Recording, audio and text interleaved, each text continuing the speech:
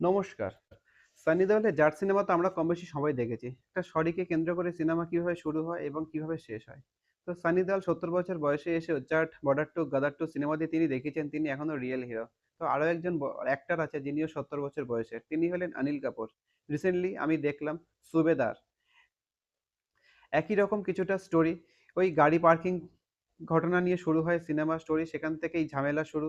আর ধীরে, ধীরে সিনেমা কিভাবে নৃশংসতার রূপ নেয় আপনারা সিনেমা দেখলে বুঝতে পারবেন। সিনেমাটা পেয়ে যাবেন আপনারা অ্যামাজন প্রাইমে।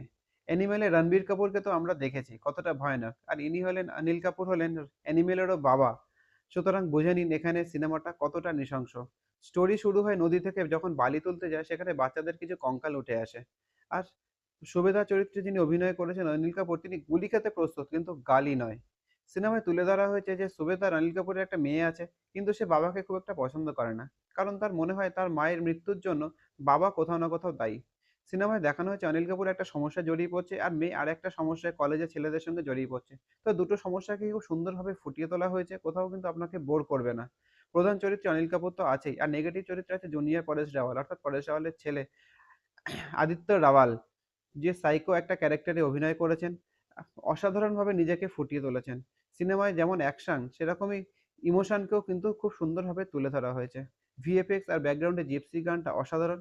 পার্সোনালি আমার কিন্তু সিনেমাটা খুব ভালো হয়েছে। ২ ঘন্টা ২০ মিনিটের কাছের সিনেমা।